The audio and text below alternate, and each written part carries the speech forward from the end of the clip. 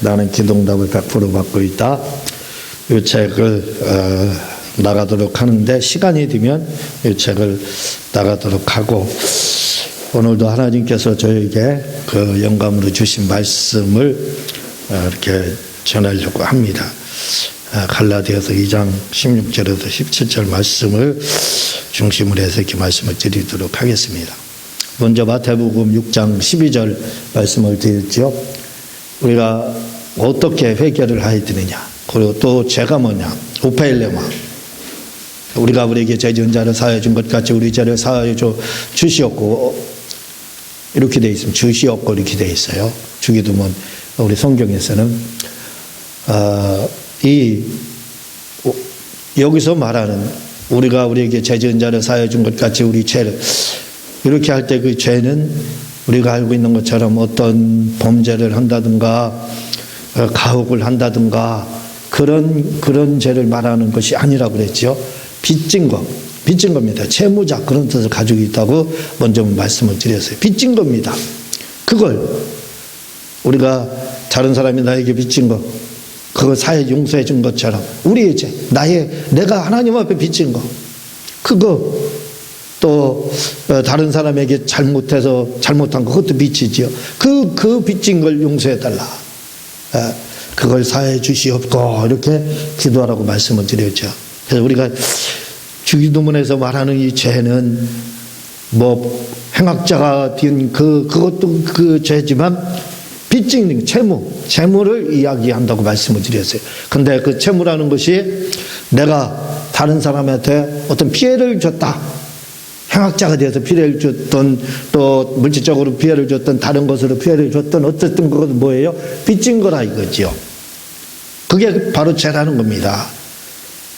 그러니까 우리가 빚을 졌다, 이 말은 뭐냐면 마음으로 다 빚진 거, 실제적인 행동으로 빚진 거, 다른 사람에게 뭔가 마음을 트라우마, 상처를 주고 한 거, 이런 것들이 있다면 그것도 빚진 거라 이거죠. 그러니까 결국은 행악을 행한 것도 포함되고 마음으로 다 지은 이런 빚진 것도 필요하고, 다 모든 걸 포함한 죄를 가리켜서 여기서는 오페일레마, 빚진 거 이렇게 되어 있습니다.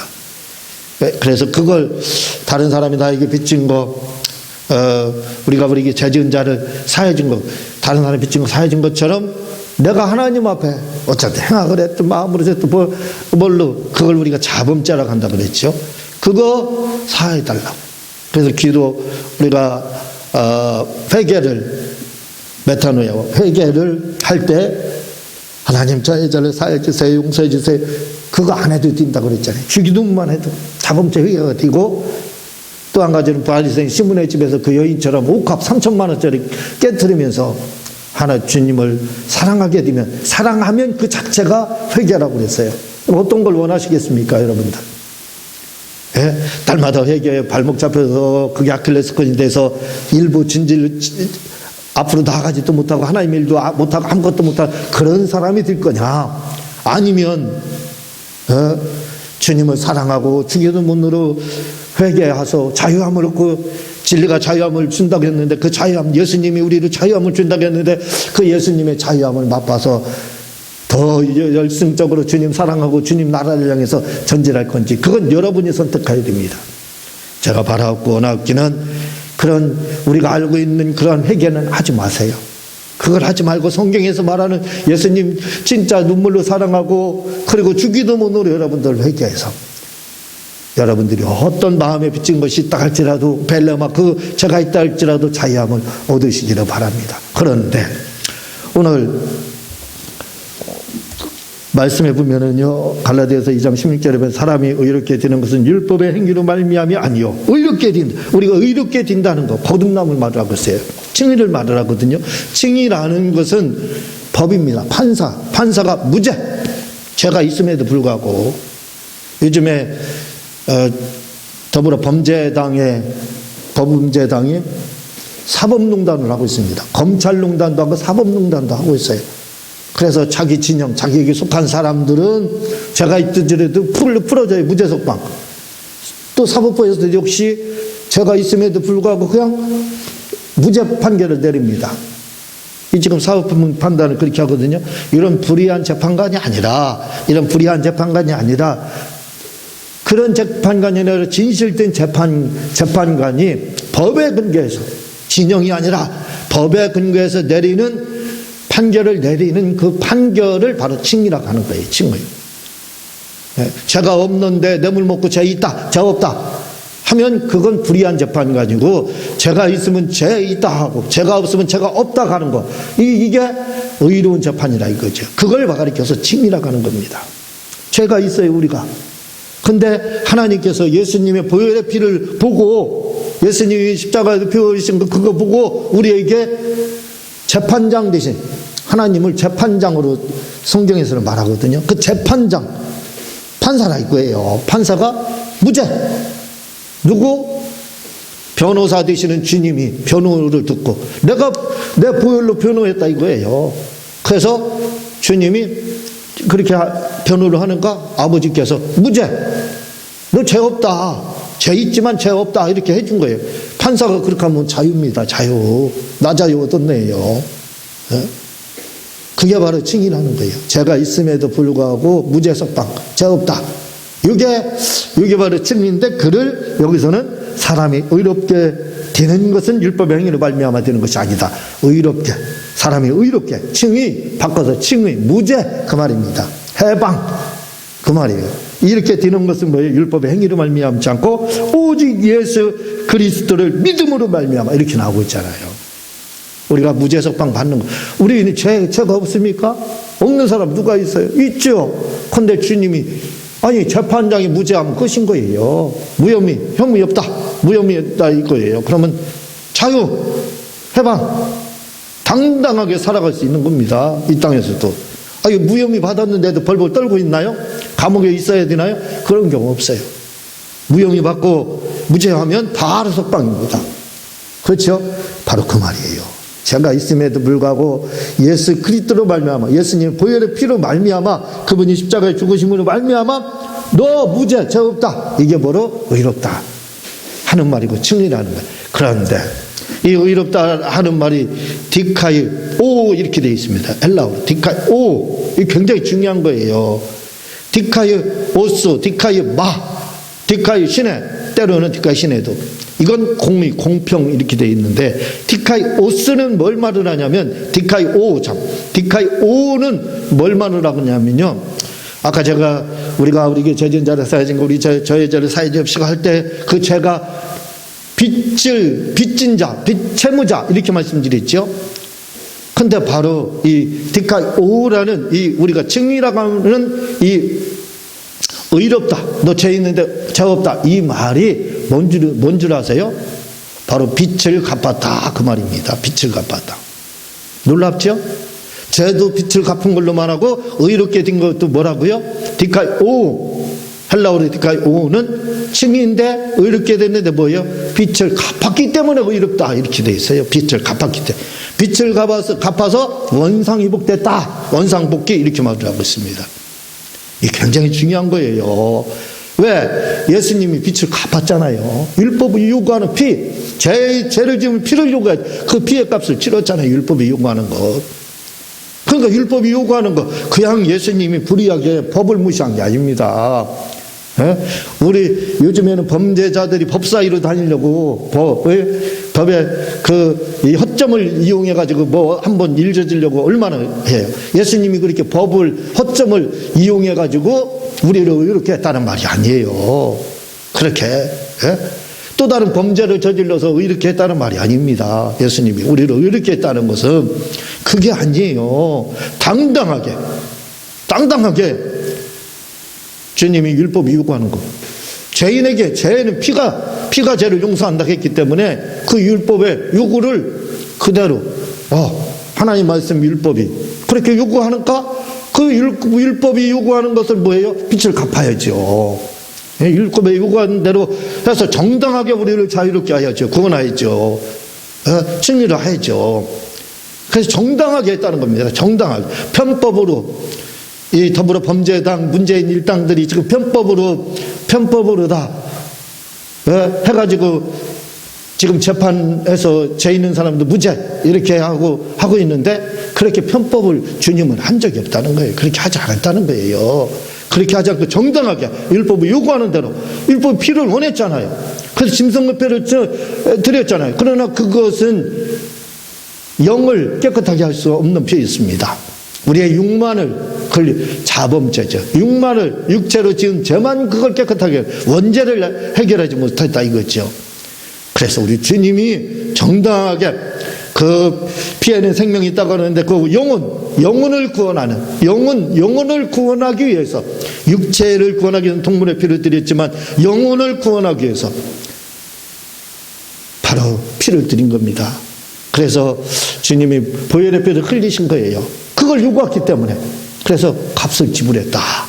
값을 지불하는 거 어떻게 해요? 여러분 돈 누가 대 1억 아니 100억을 빌렸다고 쳐요. 근데 값을 지불했어요. 100억 다 돌려줬어요. 그럼 갚을 돈이 있습니까? 자유함이에요. 그게 바로 칭의, 의롭다는 거예요. 의롭다는 거. 값을 지불했기 때문에. 그러니까 주님이 변호하시기를 내가 피 흘려서 아버지 값을 지불했지 않습니까? 저 사람에 대한 죄. 그러니까 그렇거든요. 그래서 판사 되신 아버지께서 판결을 내리는 겁니다. 그래, 저 사람 죄 있어. 그런데 값을 지불해서 끝! 무죄! 그게 바로 칭의라는 거예요. 칭의. 예. 우리가 이 칭의에 대해서. 그래서 칭의라는, 의롭게 되다는 이 디카이오라는 뜻은 빛을 갚았다는 뜻을 가지고 있습니다. 빛을 갚아서 원상이 복시켰다. 그런 뜻을 가지고 일맥상통하죠. 다 주기도문 하고. 이게 굉장히 중요한 겁니다. 그냥 드는 게 아니에요. 자, 우리는 주님의 보혈의 피에 의해서 이렇게 자유함을 얻었습니다. 이게 칭의예요. 그런데 디카이오스, 디카이마 또 이런 의롭다함이 있습니다. 이게 뭘 말을 하는 줄 아세요? 이거요? 공평, 공의를 말을 하고 있어요. 공의를 말할 때는 공의를 말할 때는 디카이오스나 디카이마 이렇게 말을 하고 있는데 이 공의라는 것은 뭘 말을 하냐면 여러분들 공의, 하나님은 공의로우시고 공의로우신 하나님 수도 없이 그러죠. 공의가 뭐냐 이거예요. 뭐든지 어려운 건 쉽게 말하자요. 쉽게. 제 주의가 언제든지 쉽게 주의잖아요. 어렵게 뭐하러 이해합니까? 쉽게 이해하면 되는 거지. 용어만 바꾸면 되는 거예요. 바로 공평한 거. 어디에 한쪽에 편승하거나 편협되기에는 편애하거나 그게 아니라는 거예요. 공평하게. 그걸 우리는 한자로는 중용에도 자루나 우르나 치우치지 않고 공평한 거, 중용에도 이렇게 또 이야기합니다. 그걸 뭐라고 이야기하냐면 바로 공평이라고 하는 거예요. 공평하다 이거죠. 자루 우르 치우치지 않고 이 사람이 내 모습이기 때문에 내가 편의를 봐주고 저 더불어민주당처럼요. 그렇게 이 참 놀라운 사실입니다. 울산시장 선거할 때 강제로 다 조작하고 부숙하고 해가지고 억지로 다른 사람 당선시키게 했어요. 이런 것들. 그리고 또 일명이라는 사람은 위안부 그 할머니도 얼굴마담으로 데리고 다니면 돈 아예 수금하고 다녔어요. 수금. 그리고 그 어르신들이 빵 사달라고 그러니까 돈 하나도 없다고. 무슨 빵이냐고. 그리고 이리저리 개 끌듯이 이리저리 끌고 다니면서 얼굴마담 시켜놓고 돈 받아가지고 뭐 한 줄 아세요? 착복을 했습니다. 그래가지고 그거 가지고 자기 집이나 사고 땅이나 사고.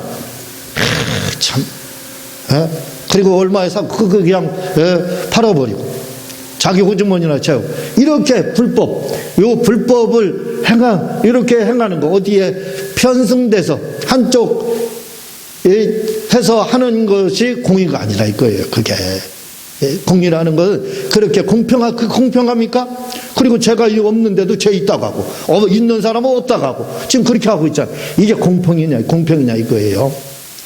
하나님은 공의로우셔요. 믿는 사람들은 하나님의 공의를 가지고 있어야 돼. 하나님이 공의로우시다. 공평한 분이다. 믿는 사람들도 바로 공평한 자가 되어야 돼요. 공평한 자가. 왜? 우리는 하나님의 아들입니다. 하나님의 DNA 유전인 자, 그걸 우리가 가지고 있어요. 하나님 공평하시고 우리도 공평해야 돼요. 근데 믿는 사람들 중에서도 지금 공평하지 못하는 경우가 얼마나 많은지 몰라요. 지금 좌우로 나눠져 가지고 아니 옳은 건 옳다, 아닌 건 아니다. 우리가 좀 가치관이 있어야 했잖아요. 옳고 그름을 가치관이라고 하잖아요. 옳은 건 옳다, 아니면 잘못된 건 잘못 인정을 해야 됩니다. 저는 그런 건 잘 돼 있어요. 누가 뭐라고 해서 얘기 들어봐서 옳다 그러면 애들 말이 이래 다 들어요. 그래서 잘못됐다고 하면 잘못됐다고 얘기해요. 옳은 건 맞다, 내가 잘못 생각하고 있다, 인정을 합니다. 근데 요즘에 믿는 사람들 중에서도 목회자들 포함해서요, 얼마나 똥꼬집을 부리는지. 이 똥꼬집입니다. 절대로 인정을 안 해줘요. 절대로. 자기가 잘못한 거에 대해서 잘못했음에도 불구하고 아니 그렇게 선거 조작하고 윤미향처럼 그렇게 얼굴마담으로 끌고 다녔고 여러 일들, 아빠 찬스 쓴 조국이나 이런 사람들, 추미애나 이런 사람들 잘못된 거 자기들도 알고 있죠. 근데 옳다는 겁니다. 안 믿는 사람이 그렇게 하면 내가 안 믿으니까 제껴놔요. 그 말할 것도 없으니까. 그 사람들이 무슨 공이 있습니까? 그들이 무슨 하나님의 자녀예요. 공평하지 못해요. 공이 없어요. 근데 믿는 사람들 중에서도 그 하나님이 공평하신데, 공의로우신데, 공평하시다고 그러는데 왜 공의를 잊어버려요? 아니 왜 옳지 않은 걸 옳다고 그래요? 그러면 안 됩니다. 우리는 하나님 아버지께서, 아버지의 DNA가 흐르고 있어요. 그 DNA를, 예수님이 아버지의 DNA를 가지신 분이잖아요. 그 피의 보혈의 피로 인해서 우리도 아버지의 DNA를 가지고 있어요. 아니 아버지도 공평하시고 그 아들도 공평하시는데, 예수님 말이죠, 그분도 공평하신데 그러는데 왜 우리는 불의한 자가 됐어요? 왜 불의한 재판관이 됐습니까? 왜 공의롭지 못하느냐 이거예요.